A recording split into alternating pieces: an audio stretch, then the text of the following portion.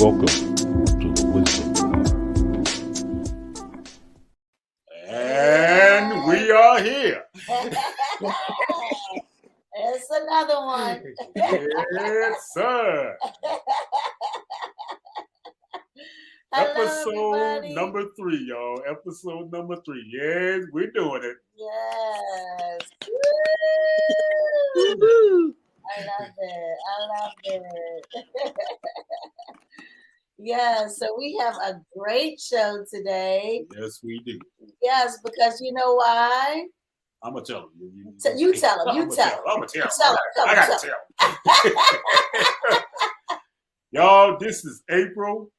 We are well past Easter, well into spring, even though it doesn't feel like it. But most importantly, we are celebrating Black Women's History Month. Yes, sir. We give it up for all our African American queens, near and far. Come on. Y'all better be Yes, lucky sir. I ain't have time this morning to run around and put my gear on, because I was I was ready. Yeah. Oh, thank y'all so much for watching. This is the Wisdom Bar. John Colbert is the host, and I'm just sitting and co-hosting. And this is Denise Rubel. I am the founder of Stars Performing Arts, and Denise Rubel is the vice president of Stars Performing Arts. So we wanted to just kick it off. We probably will be actually having another guest, our outreach, international outreach manager. Raynell Williams will be joining us in a little bit, but so John, take it away. Okay. All right. Here's a question I want to ask you all about Black Women's History Month. And the reason why I asked this question is this came up in a conversation I was having recently with a group of people, and they were unaware of this month. I have to be honest with you, I didn't become aware of it until last year. So does any of you have any info on when this actually started and how it came to be? Well, I do know how it became. It was the NAACP women that actually started this in regards to the history of Black women. Of course, it wasn't long ago, but it wasn't in the 2000s, or it was like maybe, I think, I don't know, like 56, something around that time, so that's not long ago, but the fact that even though it wasn't long ago, I didn't learn about it till last year either. I mean, and probably like the last couple of days of April. And I'm like, huh? When did this happen? Like, how do we not know this? And I'm just trying to figure out, why are the women that have actually were part of this let it go? That's my put it out there. Yeah, and that's why didn't they keep it going to where this has grown to become something, where they try to overshadow it and then put February, March for International Women's Month. And then, it's always something, but, we here for it all. I'm here for it all. I definitely was just like, hold on, wait a minute. When did this happen? So if I'm not mistaken, I was looking something about the NAACP doing that. When did it came about? Let me see. Actually, let me pull it up right now. All right. Black Women's History Month. I think it's just sad because in history. Go ahead. So in history that we've been underrated. So long that it's easy for them to not acknowledge the month or us having our own month, because it took us so long to get Black History Month, so it's like, well, they gave us that, so we don't need Women's Black History because we already got international, so they won't miss the Black Women's History Month.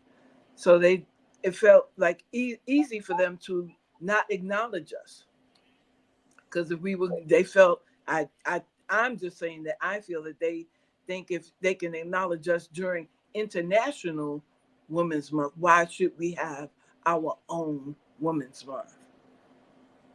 And that says a whole lot in itself in regards. That's what I'm saying. At the end of the day, they put, it's like, when did International Women's Month become? And I definitely know that was something it came after the Black Women's History Month. So I guess they figured, well, you got Black History Month, we're gonna put Women's History Month, and then that way we could slide this Black History, Women's History out the way. Because as we all know, we are the most underrated, unprotected humans and overlooked that's walked this earth.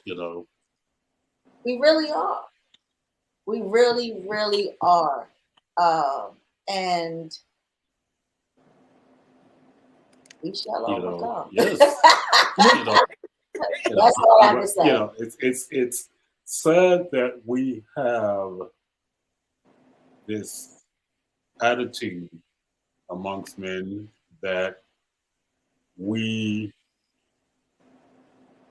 don't have to recognize the struggle, or we downplay, rather, not recognize, but rather we downplay the role that African American women has played in our lives, both as children, as adults. And when I say this, I'm hearing Tupac in my head. We know the line. We got our name from a woman. We got our game from a woman.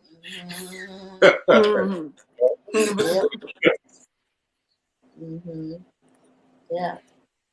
So I guess my question to both of you ladies is how can we bring this to the forefront? What can be done to put this out there, put it in everybody's faces, and say, hey, this is something that needs to be recognized. This is something that needs to be dealt with. This is something that needs to be brought to the forefront. Denise, you want to go first? That's a good one for me, because just the struggle in being acknowledged in your own community, in your own family, where you live, where you work, is such a job that making it worldwide or international, it seems like across more, it's going to take more than just, a few to put effort. We got to go hard as a race, as a, as a gender, to make make people acknowledge the things. I mean, you can look back to Harriet Tubman. They didn't want to acknowledge what she did. But the fight that she fought, and when they start backing her, that's when stuff start being noticed. But she wasn't the first. No, but that's the only one that we knew of. Right. Yes. Right. So that part. It's the work that we have to do to make people gravitate to acknowledge and to support and give credit where credit is due.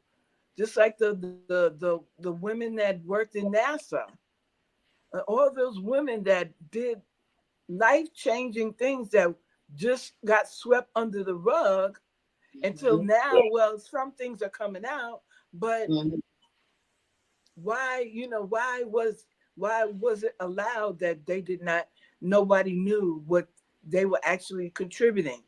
The mathematics, all that, everything that we had. And I mean, I'm well up in there, and I did not know these things until recently. No. Because in history, in general, we're not even thought of. So much is mentioned. You got what's that, Einstein and this one and that one. Everybody seems important. Their contribution made everything, as far as we concerned, made everything change. And let's take it back. Let's take it all the way back to Black History Month. But now that you bring that up, Denise, very good point. I must say, thank you so much. Let's take it back to Black History Month. You know, as I was coming up in school, both in junior high and high school, I don't recall ever hearing about the accomplishments of a Black woman. Okay, other than Harriet Tubman, it was always about the Black men, and I was so surprised that we were all taught. We were taught various things. Of course, I knew about Amelia Earhart, but she was not Black, of course. But I was also surprised when I heard about Betsy Ann Coleman.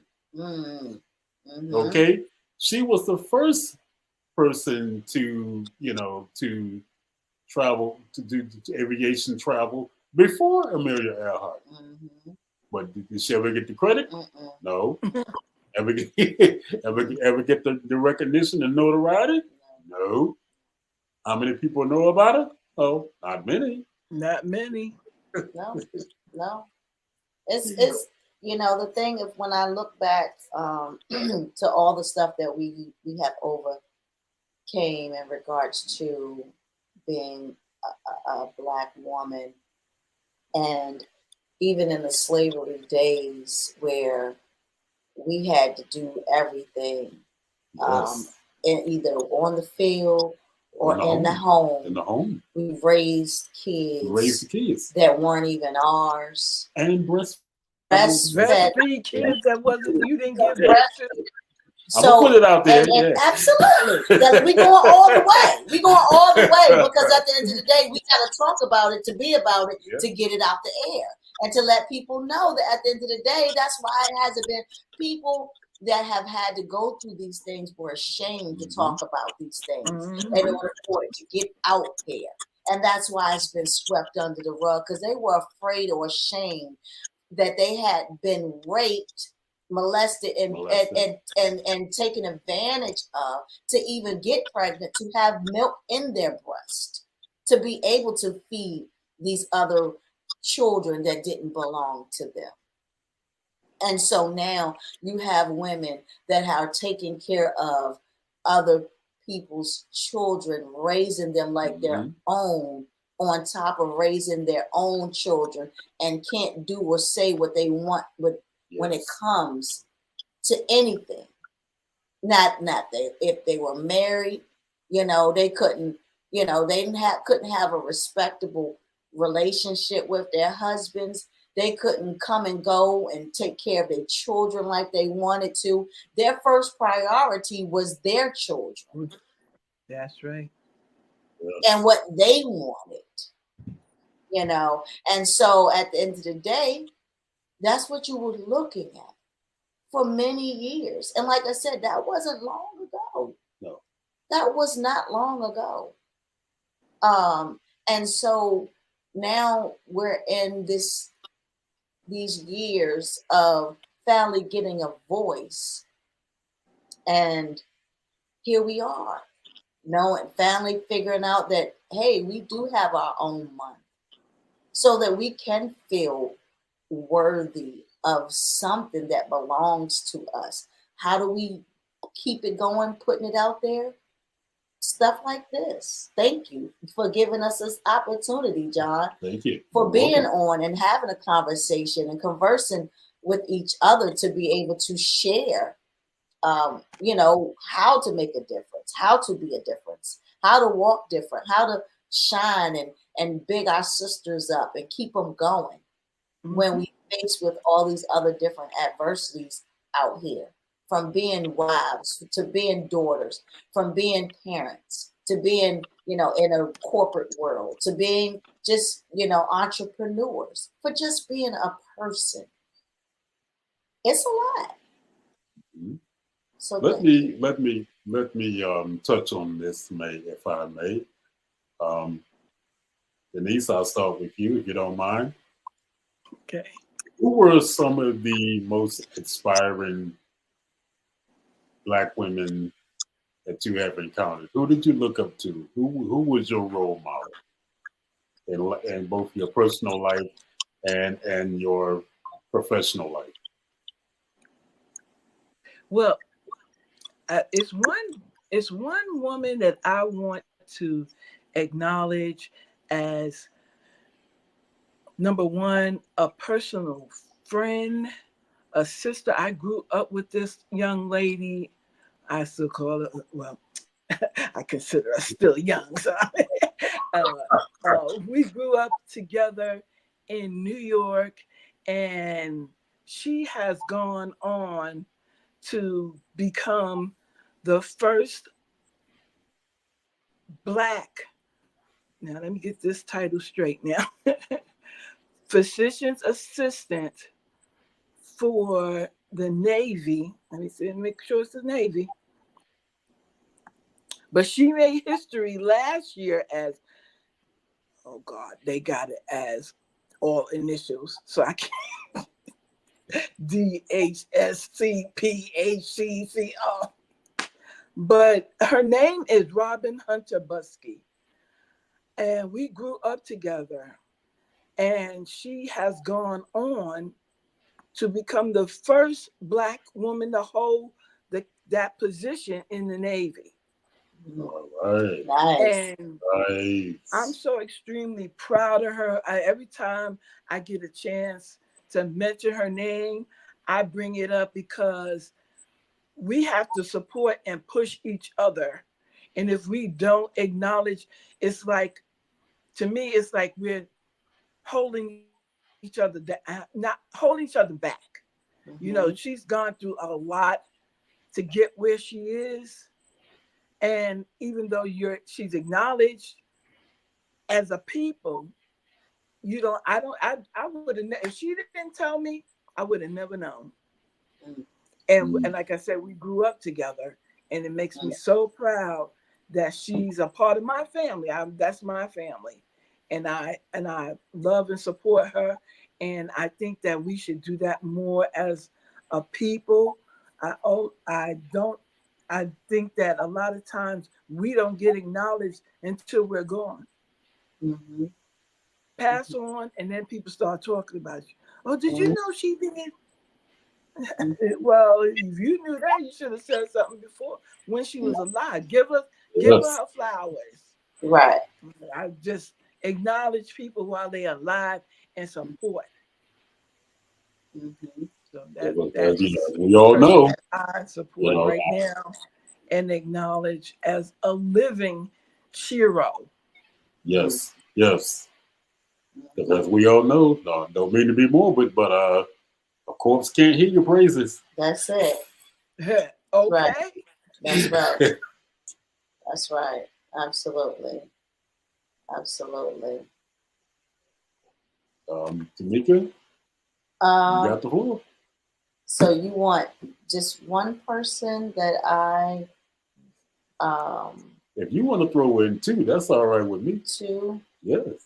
But uh who in your life has inspired you, pushed you, made you say, "This is the person I want to be with, to be like when I grow up"? Because we all say that when we were kids. mhm. um well, first I would definitely say I called her Aunt Annie. Uh huh. She was Annie B. Rose. She was an activist. She was an organist. She was just a pillar when it comes to, she was known as the, what they call it, Grand Dame of Alexandria, the city of Alexandria. She has actually the senior living in Alexandria named after her. Mm-hmm. She donated the Black History Museum in Alexandria, the city of Alexandria.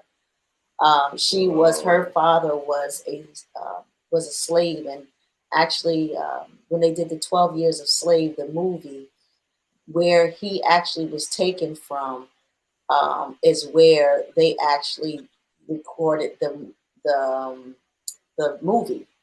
When they woke up, he was in the actual home that they have that kind of represents, and his name is Lewis Bailey. He's actually in there, and they have that information in there. But he was a slave. He was taken from city Alexandria and walked back from Texas to Alexandria, Virginia. And so her dad was Lewis Bailey, and he found the church where I was raised, our family church. She didn't have any siblings. Well, she did have siblings, excuse me, but they all passed away. She didn't have any children. So my family really took her in as our family. My aunt was in charge of her estate. And actually, when she passed away, that's when the estate kind of just went and they actually purchased the home where she was living at. But she is someone that she would always tell me, never forget where I come from, to always make sure that you learn your history and you teach, your children and others about Black history. And she always just gave to the community. She was probably about 5 feet, 90 pounds. But she was a force to be reckoned with. Yes, ma'am and sir. Yes, she got pictures with Mary McLeod Bethune. And Mary McLeod Bethune went to visit Manassas, where her aunt was actually the founder of the only Black school in Virginia, Manassas side. They have a rich history, and I soaked all of that in, and she would just give it to me. She was not one to play with her time, and so that has what I have consumed in the time that I knew her, to not play with your time. That life is, it will go, it will come and go. Although she lived to be about, I think, 90. She was in her late 90s or mid 90s. I would say mid 90s. I know I was 10 years old when she passed away. She was the first person that I touched and kissed to go. But yeah, she is someone that I would say. And someone that has really inspired me, that I have watched from afar that I don't know, would be Etta DeBarge, that have actually just passed away. She was someone that I really watched and admired. She had so many children, and all of the history within her family, her husband. That at the end of the day was those that know the history of her with her husband, not being a man of color, and abusing her and molesting her children. And although she still just praised God, and Yes. and her the kids, dealing with the trauma, and dealing with the trauma through alcohol and drugs, she still praised God. She still believed in, who he was and how he was till she took her last breath. And she's just somebody I just like. That's one strong cookie. And all the kids had talent. All of them. Yes. All of them had talent. All of them have talent. And that whole family, I just admire. I love them to death. Yes. All right?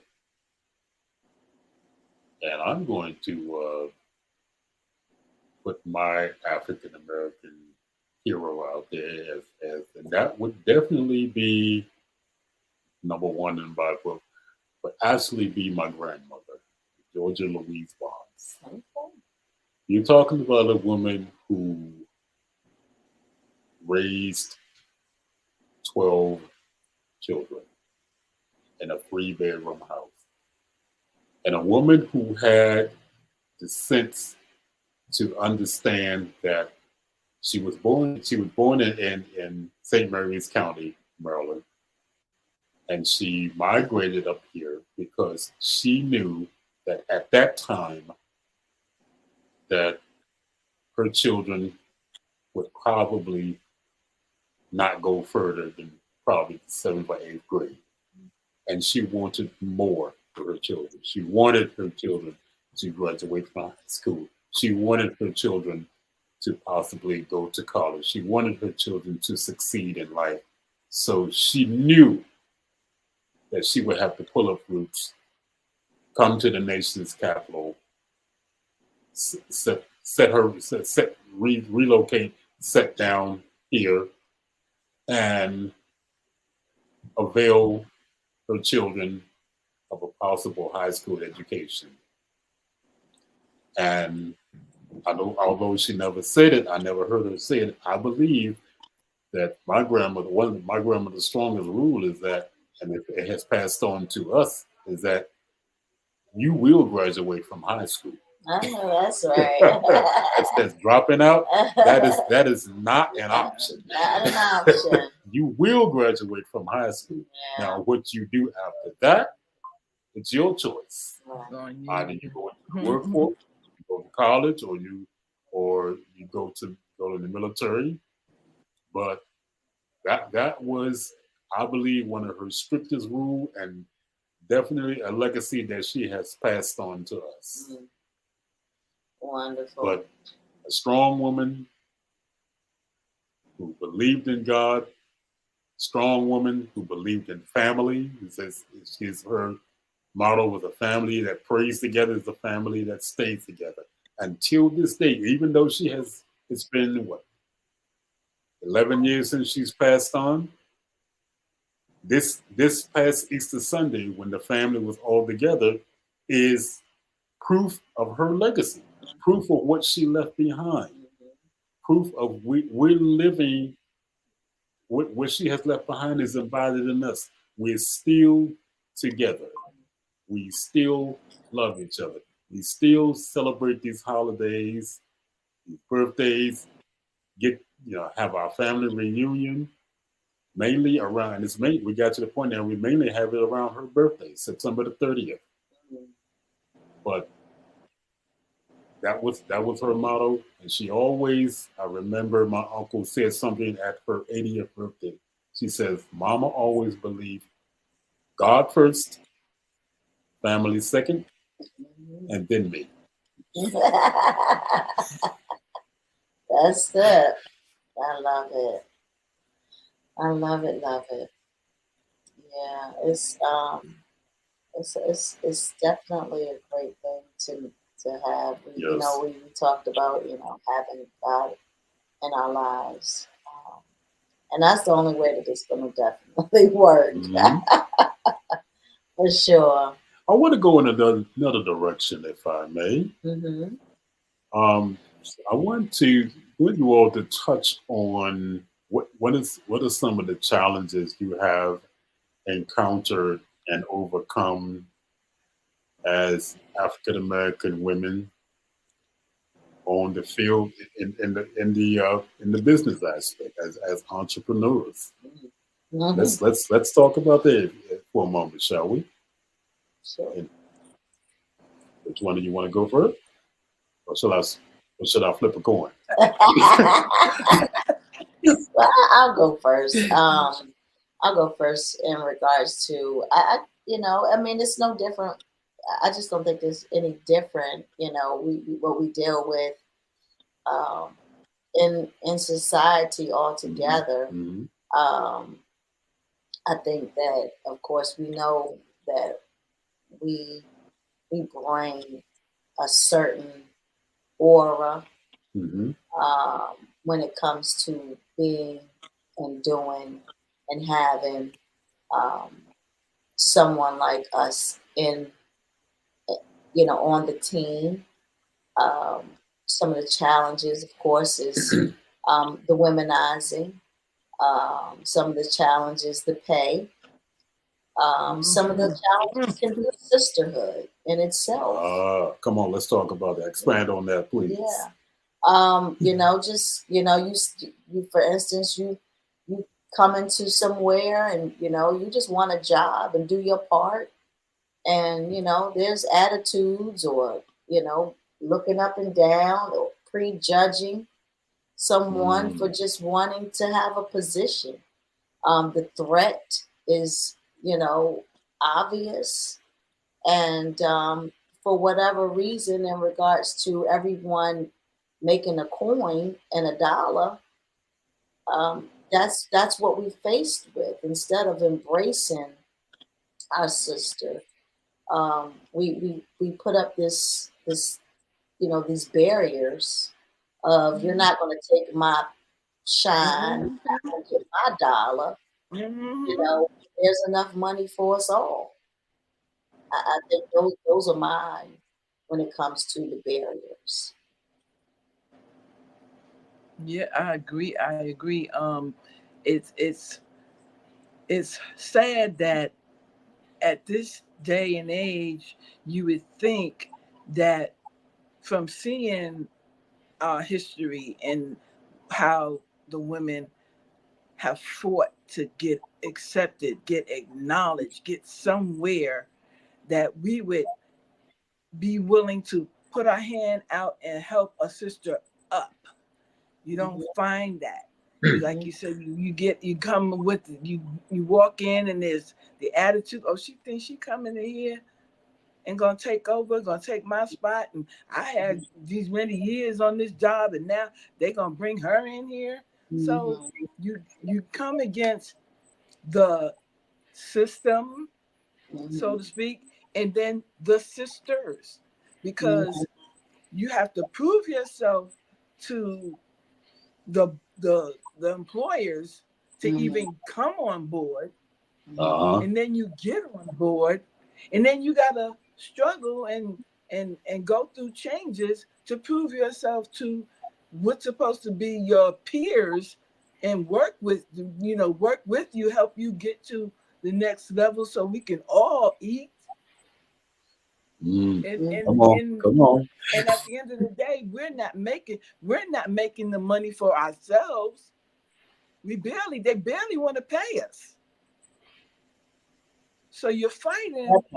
I don't know how many battles we're fighting, because we're fighting to get paid. We're fighting to keep the job. We're fighting to find a way to improve or advance. We're fighting to keep all of that, and then keep our home working, our family. Daycare. All along. We're just fighting all along. I mean, all the way. And I mean, even the men. Oh, you're not passing me. You're not making more money than me. Right. So then they gatekeep it, and they keep the come on, ladies, come on. I have a couple of friends even that are struggling now, even with daycare. You got to be in a certain bracket to get assistance, and then once you over that even if you are within that system, you can't do this or you can't do that, and it's just so much. Like you said, it's a never ending battle. It's a never ending battle. You can sweat blood, tears, to be dedicated to a job, and the first time you have a personal issue, it's like, that's not my problem. Right. That's not my problem. We're gonna go and find someone else. Don't bring that to work. Yeah, and so it's definitely a lot when it comes to what we deal with. We're not even going to get into, having, multiple children or child with disability or, all these different things that, you have to work with on your plate that, we have to deal with. It's just insane. It's insane. But still we rise. Yes. Like I said, the womenizing, well, if you're going to get up there and make it up to the top, then you're dealing with certain things of what they want to take advantage of and, try to get you to do certain things to get there and all these different things, It's a lot. It's a lot. It's a lot because even you can't have your own identity. You go there, you go to work, and you gotta look a certain way. You gotta act a certain way. You gotta talk a certain way. You're not accept. You cannot be you and be the employee or the supervisor or whatever you are is not accepted because the expectations of what they want you to be. Mm-hmm. And that goes from the book. But hey, we not in the field and we not in the houses no more. So what you complaining for? I remember some time ago. I was just amazed and appalled at an article that I had came about or a news piece that I had came about, and it was about the co-workers at a particular workplace were, basically blasting another woman. I don't know if can't remember if she was African American, but it was all over the way she wore her hair. And I'm like, what does that have to do with her job performance? Is she doing her job? Mm-hmm. Is she's performing and is she's performing the way she's performing? Is she handling her responsibilities? If the answer to all that is yes, then what does her hair have to do with it? They don't care about that. Standards. They'll tell you braids or locks or something is not professional. Yeah, that's what it was for many years. So they have really, even tried to get us with those different things. Yeah, it's definitely I even I'm not going to put the name of the church out there. I don't want to embarrass them too much, but I even went to a church one time where one of the doctrines in the church was that women can't wear pants in the sanctuary. Oh yeah. I'm like, what? Yeah, that's the Pentecostals. Some back, some of them are that way. That's just what they do. They won't allow certain things. So, absolutely. What else you got for us? This is easy.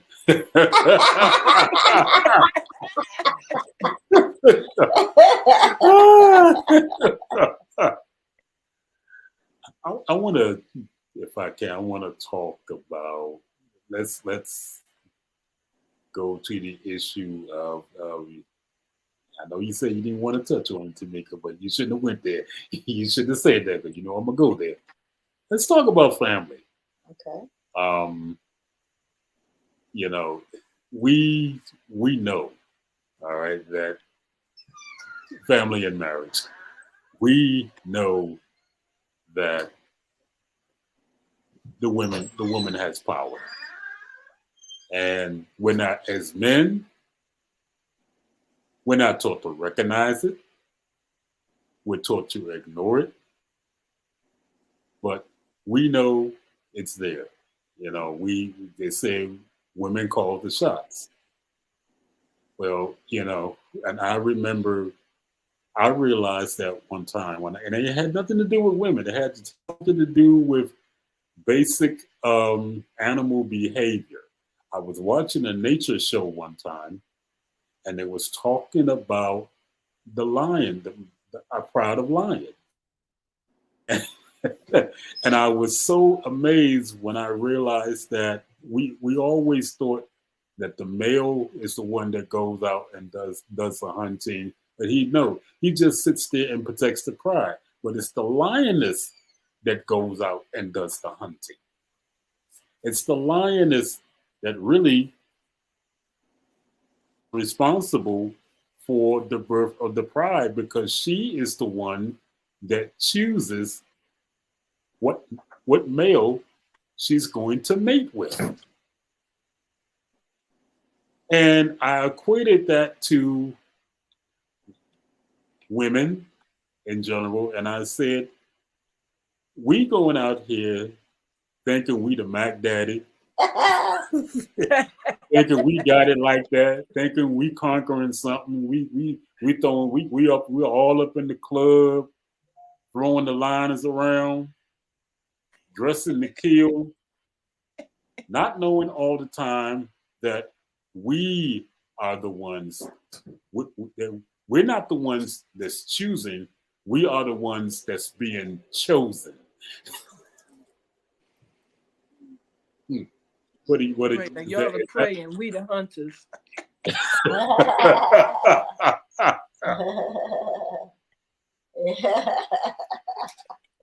Yeah. So, and y'all, you want to elaborate on that, Joe? Well, you know, on that, I wanna speak on the change in times of how men and women change the positions. Like, because back in my day, we had to be, ladies and carry yourself a certain way, and you wasn't taking too much from any of y'all, man.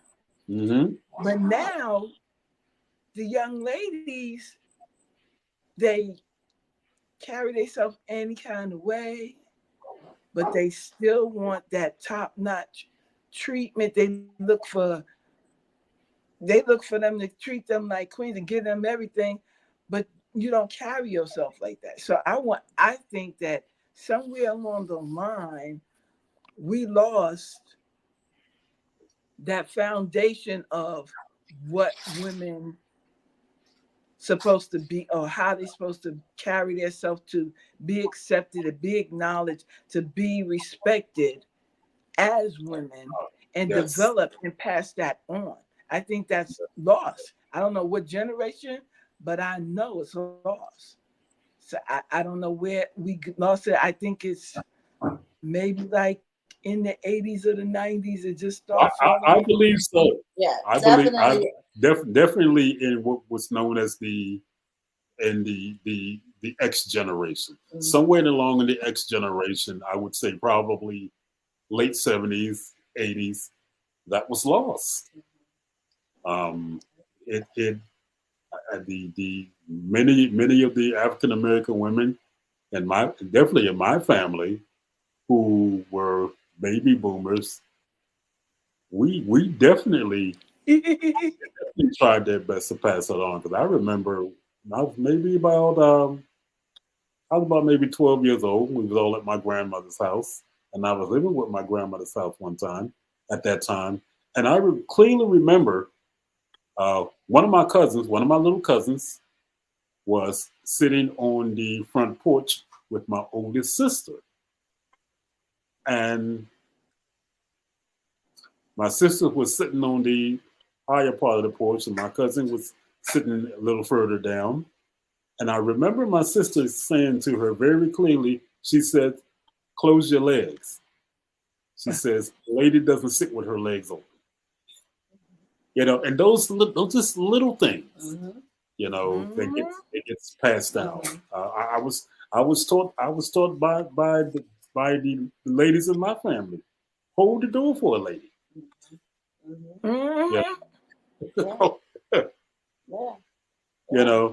I even had one. The most shocking thing I ever happened to me was I was at work and I was going down the stairs to the basement, and I knew there was a young lady walking behind me. So I got to the door, opened it first, and stood there and beat the gentleman that I am, the gentleman I was raised to be. I held the door for her. But this is what happened afterwards. When she came to the door, she said, "Why did you hold the door for me?" I said, "Ma'am, it's the gentlemanly thing to do." Well, you didn't have to do that. And I just stood there with my mouth open, like, what? Yeah. Did she really just say that? Mm-hmm. Not only did we lose it, it was almost like it was never taught. And yes. I really feel like, like you said, in regards to those years where we know, how they came in to control it, putting the drugs in the families, in the communities, and taking a lot of the women and getting them strung out on drugs. That played a significant role in regards to not keeping that going, because they knew that we could have done that, but if we not in our right frame of mind, what can you do? What can we do? And so that's how it was able to be not passed down. They not only did that, they took the men out the families, out the households. And we know what they did. We're going to talk about what they did that. Yeah. It was called the welfare system. Yes. Come on. I'm going to talk about it. Yeah. Yes, so, sir. I mean, you have a whole lot that has systematic, of degradation of our race. Yes. That has taken place that has given us that gap. But those that have that understanding and really remember those moments need to hang close to those things, and just now it's never too late to bring them back, even if it's just for you and your household. Yes. Because we're living in a time such as this where everything is just haywire, and like you said, keeping God in the families is first things first. That's the only thing that we can rely on when things get crazy and rough and tough. That's the only thing that we really can, and they will remember those. They will remember who to go to when they don't know where to go to, and who to turn to. And so, yeah, we definitely know what it was, and how they came in to take advantage of what we had. Well, still we rise. I say again, in spite of, I think that in the women that have dealt with these things, I think, them just saying what they were. You're no longer there. I saw my cousin today. She wrote, she had a post that said, it's crazy how so many people visit her past more than she does. She said, I don't live there no more. I didn't sell just that. I sold the whole building. Like, I don't even live there no more. I sold the whole entire building. Like, stop visiting my past. My past is not my future. Forgive yourself for even having and dealing with the things that we have had to deal with in life, from those things, from being shamed, from being, sex trafficking. If you had to prostitute to do what you had to do what you had to get done, baby, it is what it is. But that don't mean you have to stay there. Yes. You don't have to stay, just if you had to strip to do you, if you had to sell drugs, if you had to steal to feed your babies, if you had to do any of these things, It's okay. If you have a baby daddy and you thought it was your baby daddy and it ain't your baby daddy, it's okay. Right. Forgive yourself. I think we stay stuck in that. Yes. And we don't Yes. want to rise from that. We're ashamed. And we don't even want to face it. We don't want to look it in the face. Look yourself in the mirror and say, I am enough. That was Right. me. I did it, but that ain't who I'm That ain't going who to I be. am going to be. You know, Yes. what Definitely. mind I'm going to share with any African American young lady that is watching this or will watch this, and that is simply this. We're talking about wisdom. Well, guess what? Here's my little bit of wisdom. Don't let your situation be your destination. Mm-hmm. Yeah. And it was just, it's not a whole life sentence. It was just a season. It was just a season. It's not life. No.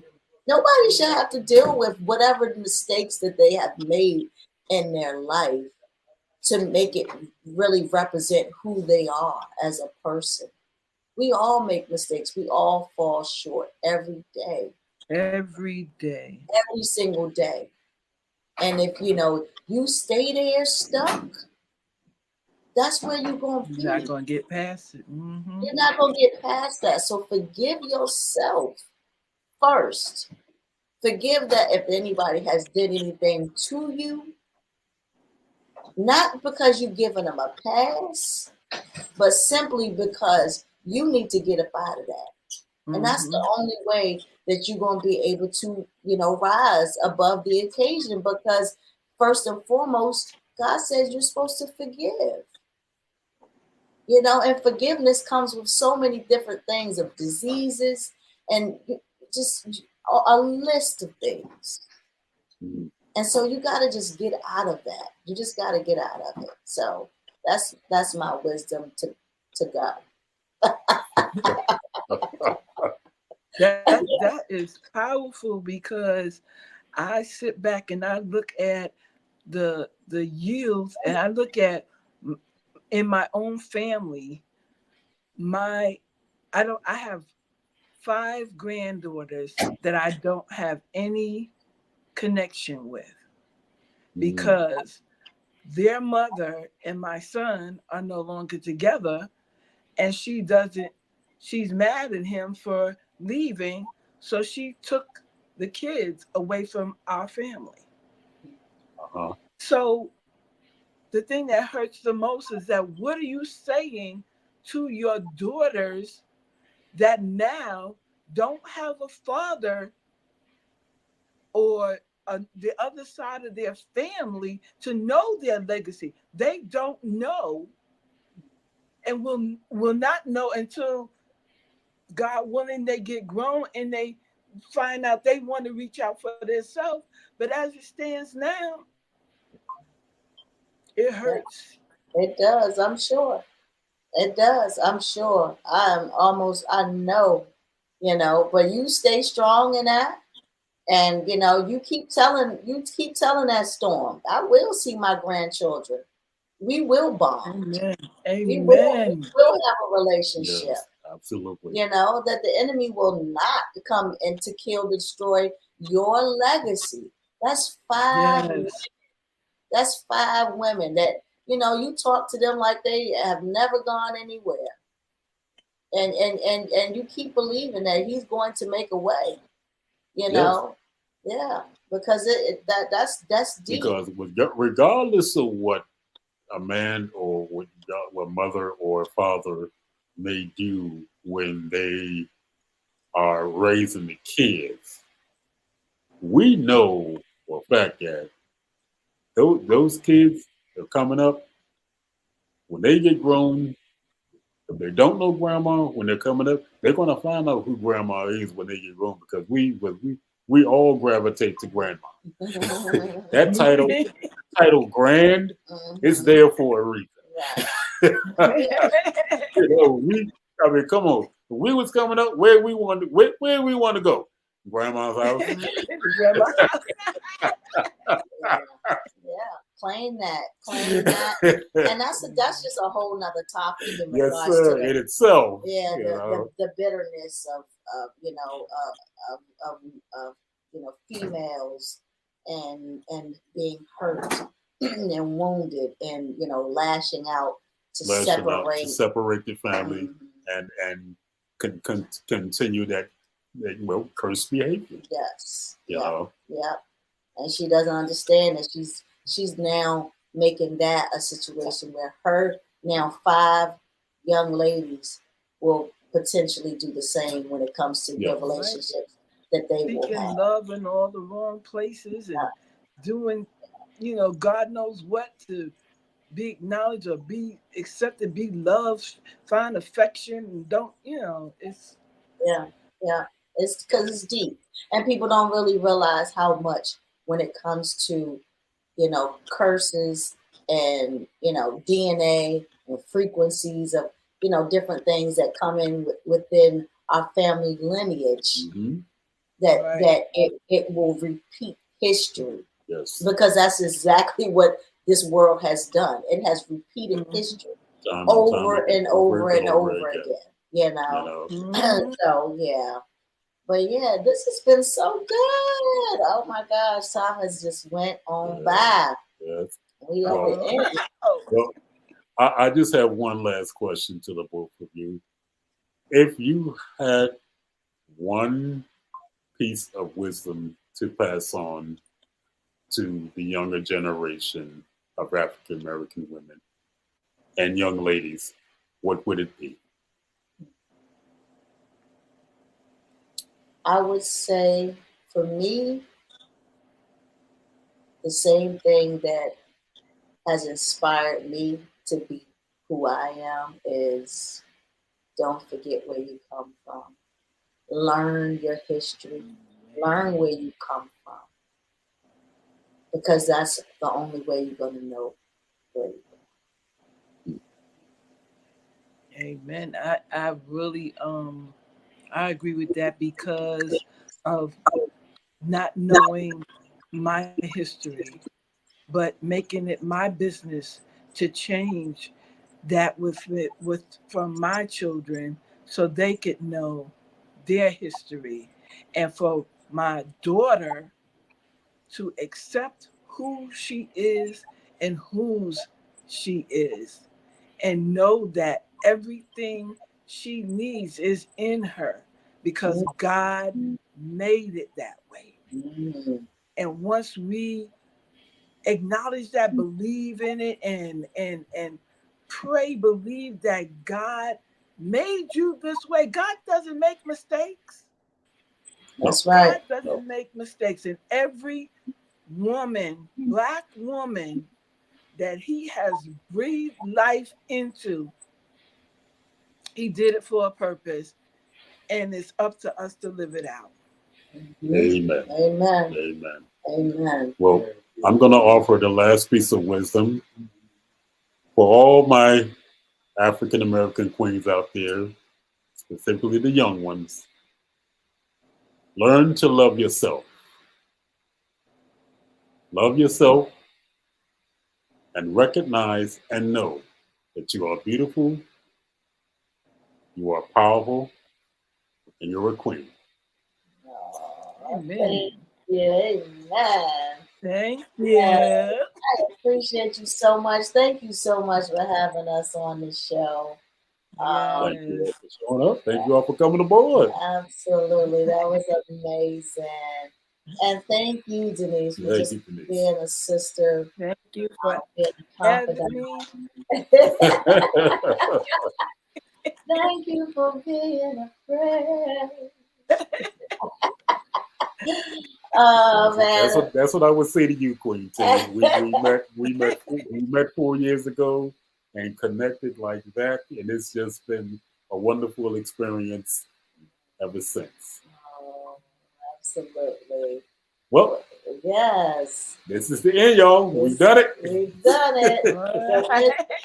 Another show. Another show. Unfortunately, we would love to do this all night, but unfortunately, we got to get out of here.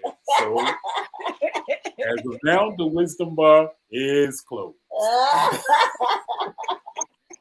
Have a good evening. Good Enjoy your night. weekend. All right. All right.